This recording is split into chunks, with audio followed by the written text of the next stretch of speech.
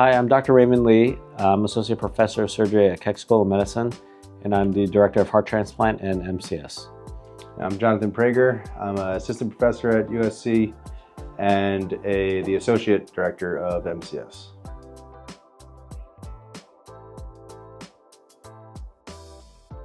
So what do you think in our hospital is new and maybe kind of recent innovation and research that we're doing? Well, I think that, Keck has always had a long tradition of taking care of very sick patients. Transplant is not new to this institution, and our chairman was there at the beginning of heart transplantation in the world under Norman Shumway up in Stanford. And so it's not something new that we've taken care of very sick patients. I think the thing that has changed the most at our institution is how do we care for these critically ill patients with device support. I think that the devices have gotten tremendously more efficient, more biocompatible, safer, and we've been able to take care of patients with these artificial heart-lung devices for just so much longer. I think that we're leaders in the field. We have been able to be present at almost all the national, international meetings. We've published more from our advanced heart failure team than ever before. And I think where the field is leading will be there when we begin to send patients home with devices that are the size of a pencil. Yeah, I think when we can get those temporary devices, or what we use as now temporary devices, to be more permanent for patients, I think we're talking about temporary LVADs and whatnot that typically they need to come out currently. Once we can really get them home as a destination therapy, that's really going to change patients' lives for sure. Yeah, I think when we don't have to open their chest anymore until we get them to the transplant, we'll just be cutting down on their axillary arteries. It'll make their recovery so much faster. They'll be home in so much less pain. Yeah. And their days in the hospital will dramatically drop down. Yeah, I think that's going to play a huge role in terms of whether it be a destination. It really gets them out of the hospital, gets them back to living their own life kind of for forever. How long that may be until the next step in their care. Mm-hmm. That'll be a real game changer. Any memorable moments during Keck, Dr. Prager? Any memorable moments? Plenty of memorable moments. I think probably one of the ones recently was that patient that we took care of that came in multi-system organ failure on ECMO and an Impella, and was intubated with renal failure, liver failure, and really was just having this kind of unremitting atrial fibrillation that we couldn't treat, and kind of getting him to a relatively stable point to where I took him for that thoracoscopic maze, and ultimately got him off ECMO, got him off of an Impella, and then he eventually leaves after a long recovery, but ultimately walks out of the hospital and goes home. Mm-hmm. That was pretty memorable. Just to kind of see the patient that comes in florid multi-system organ failure, mm-hmm. and then can actually walk home. That was pretty great. Mm. I think that's kind of gets into the next question of why did you become a heart surgeon? Well, I think there's the reasons why I became a heart surgeon in the beginning. It was a very high intensity, required high dexterity, had to make quick decisions. You couldn't just be fast with surgery, you had to be fast but also good. Obviously, otherwise everything would be bleeding. And also it required you to be able to command a team, not bossing them around, but command them in terms of orchestrating the case from the beginning to end. There's just so many people in the room while we're doing open heart surgeries that gets the patient from beginning to end. I think now when I look back at it, I've done thousands of surgeries, and that part of it is not so much more nuanced, just because I've done so many iterations of the different surgeries. The best part, in my opinion, of why I get to be a heart doctor now, especially because we take care of such sick patients in our unit, is when I see them randomly walking around campus And it's like a year, 2 years later, and they go, Dr. Lee, and I'm like, I'm looking around where it is, or who's saying it to me. And it's usually the patient with their family, and they're coming back for like clinic visits or just post-transplant lab tests and those kind of things. And it always shocks me because, for me, we're constantly doing this surgery all the time, but for them and their family, it was literally this one dramatic, traumatizing moment in their life, and they get to go home and spend another year of holidays with their family. So I think that's for me now why being a heart surgeon is such a great job. Yeah, I think that's basically the same reason why I would go in. I would say if it's technically demanding and it's stressful and it's exciting, and the pathophysiology is very interesting, and the patients, they really need the surgery. There's not really an elective type of procedure. It's something that you're trying to alter the kind of the outcome of their life and change them on from a survival curve, and whether that or the symptoms, and as you said, seeing them outside is awesome. See, how do VADs work, and when would patients be eligible to use them? Well, I'll let you take that one. I'll take the next one. I don't know if you get it. Like, I have friends that they say, "Oh, you're putting this mechanical heart in and whatnot," and I try to explain to them that there's one heart, but there's two sides, and when we talk about VADs, the ventricular assist devices, that they're really supporting the left side of the heart, at least the ones that are for durable support. There's RVADs for the right side. There's LVADs for the left side. Currently, the durable, meaning the one that you can go home with and live your life with, is the LVAD, the left ventricular assist device. But essentially, it is literally what it says. So it assists the left ventricle. It's a pump that takes blood from the left ventricle, from it, like we call it the apex, but the tip of the left ventricle. It accepts the blood that the left ventricle received, and then it pumps the blood to the aorta, which is actually what the left ventricle does. It receives the blood from the left atrium that came from the lungs, and then it pumps the blood through the aortic valve to the aorta. Since your left ventricle or the patient's left ventricle is very, very weak, it essentially does that function by just receiving blood and pumping it out. So that is why you kind of need that right ventricle to be functional, so that it can pump the blood to the lungs and then have that blood return to the left atrium, return to the left ventricle, be received by this device, sucked out of the left ventricle, and shot into the left atrium, to the aorta. And when we would put them in, it depends. If, for example, someone's not a candidate for a heart transplant, but they might be a VAD candidate. When would you put them in? Would be one example, and you kind of need the right side of the heart to be working so that it can pump blood essentially to the left side of the heart, which will be the VAD, the pump that will fill with blood and shoot it to your aorta. Those are kind of the reasons to put them in. There's numerous other reasons to put them in. There's other reasons why they would be contraindicated to have a transplant or whatnot.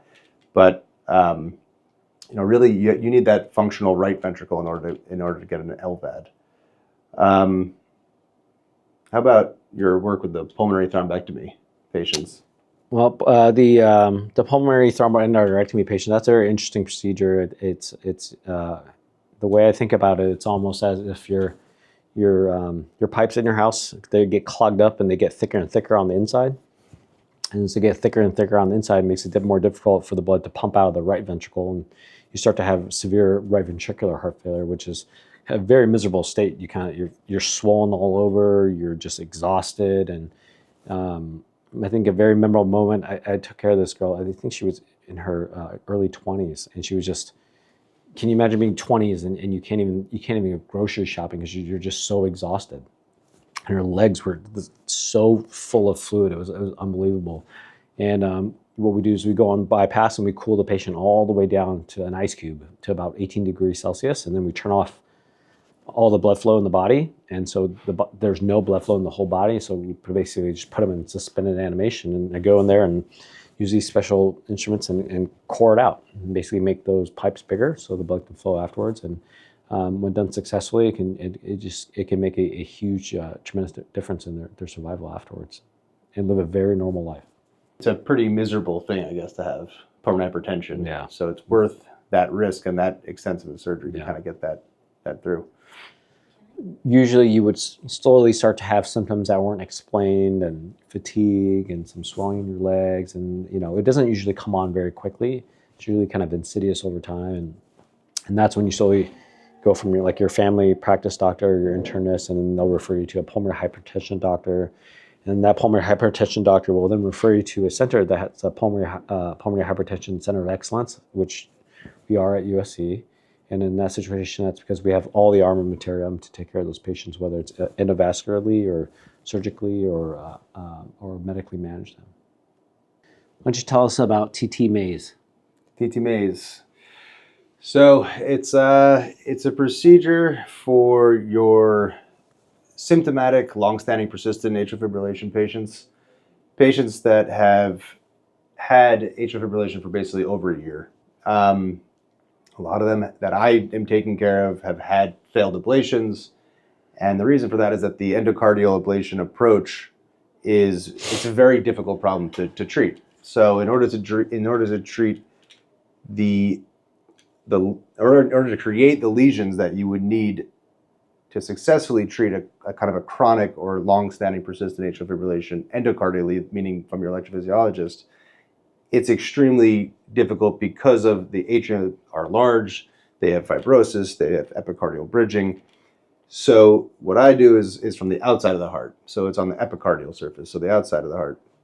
And in this procedure, when it's only for atrial fibrillation, so meaning they don't need bypass surgery, they don't need valve surgery, or any other reason why I would do an open maze, then I would do a thoracoscopic maze. And basically, you make 4 small incisions on each side of the chest and open up the pericardium, which is the sac around the heart.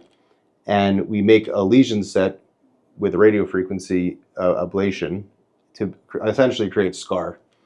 And it's a good device that we use because it gives more of a transmural burn, meaning it gets through the entire thickness of the tissue pretty reliably.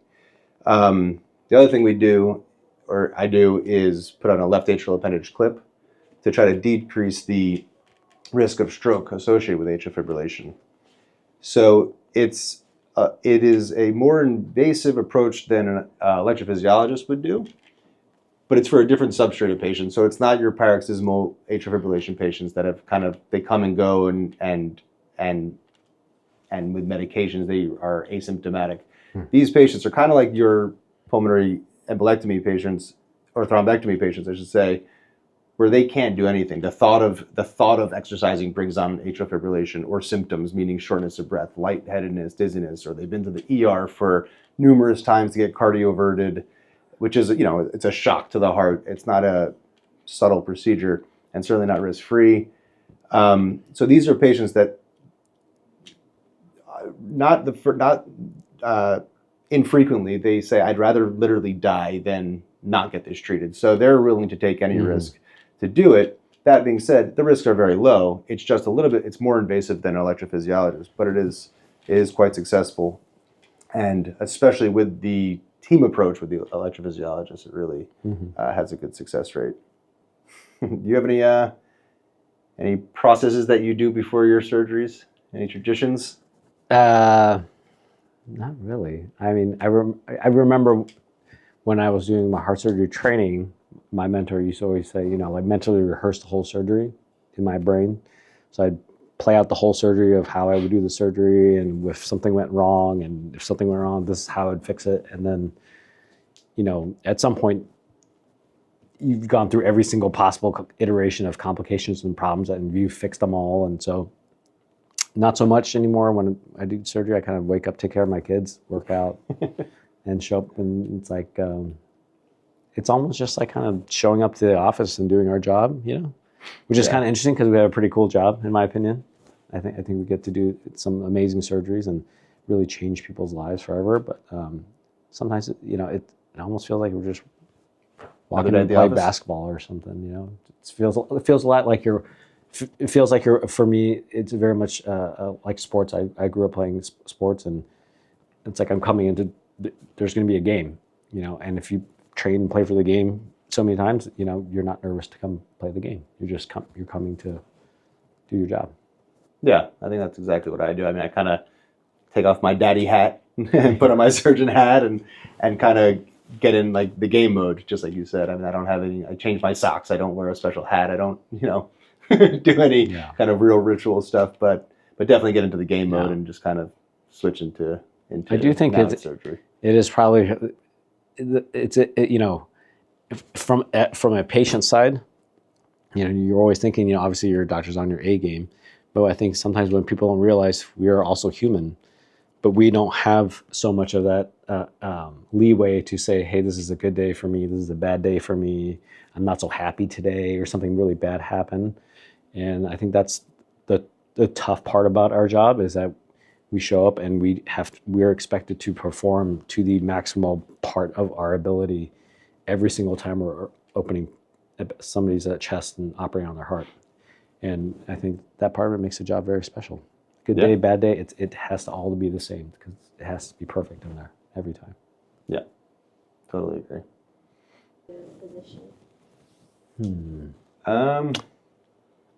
I remember somebody, I don't remember who it was that told me, was don't do it for the money. There are easier ways to make money.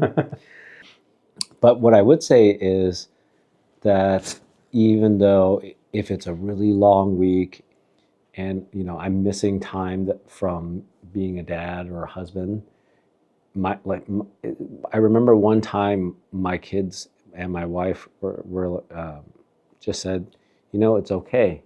We're so proud of what you did. And so for me, even though I'm missing out because I'm not like that normal dad that's there at practice and being coach and all that stuff, it's not time wasted away when I'm gone. It's time dedicated to save somebody else's family member. Yeah, I mean, if I could go back, I would say just do it. Just keep on doing it, because I always thought I wanted to be a cardiac surgeon.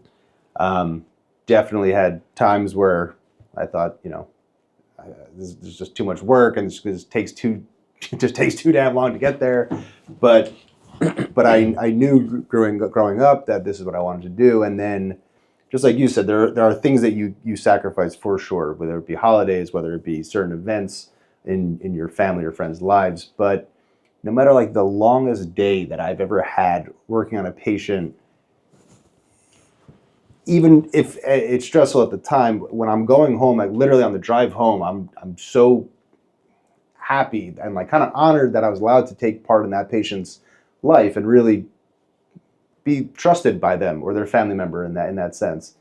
And it makes it all kind of go away and get worth it. And it's an awesome field. It's unlike any other field that I know of. I mean, there are other physicians obviously, but other career, I guess, where you impact someone's life for so long.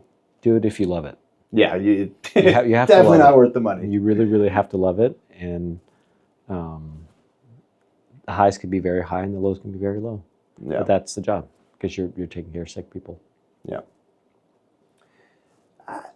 You mean if I was giving advice to somebody else or someone younger? I think I tell it to the med students. I tell it to the younger residents that are in general surgery, for example, and they may want to stay in general surgery, or they may want to go into something else. And really, it's like Dr. Lee said. What do you love to do? What are you gonna get woken up in the middle of the night? Which will be inevitably annoying to get woken up in the middle of the night. But what are you gonna say? Okay, like it doesn't matter. It's annoying, but that person's dying, or that person really needs help. And what's gonna get you out of bed and just want to help the person on the other side of the line? And it doesn't have to be heart surgery. It can be neurosurgery. It could be really any surgery. It could be any sort of medicine. But really what you enjoy, because there's so much time. It's such a big part of your life. And you do need to kind of compartment. You do have to sometimes try to leave a little bit of work at home, but you're going to bring it back, because it's not like an office job. You're going to be dealing with someone, and just because you go home, they're still in the hospital. They're still sick. They're still getting better. They're still having things going on that you have to pay attention to. And if you love it, it's no big deal. If you don't, it'll drive you nuts. So you got to love it. Yeah. I probably see him more than anybody else, like you and Christian. And Yeah. You know, we don't day to day we don't get to operate with each other. Usually we're doing our own cases, but sometimes, you know, if the case is very difficult, we'll ask for one of our other attendings to help. That being said, the reason why is because another surgeon knows how to, a fully trained surgeon knows how to help a surgeon much faster and much easier, just because they know what we're trying to achieve. They've been in that situation. So I would say it's quite a bit of fun when we operate together. It's usually a lot more joking and, you know, laughing our way through the case as, you know, as the case unfolds, because half the time, you know, it's unfolding because it's a really complex problem. But it's a lot of fun, I think, when you're operating with your friends, you know. Yeah, It's I pretty think good. so.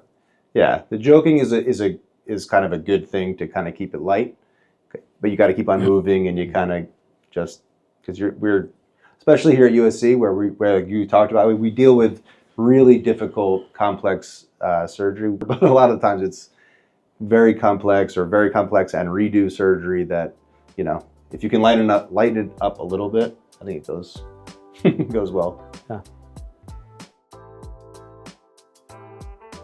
That was fun. Thanks for having us. Yeah, it was great. You may need subtitles for me.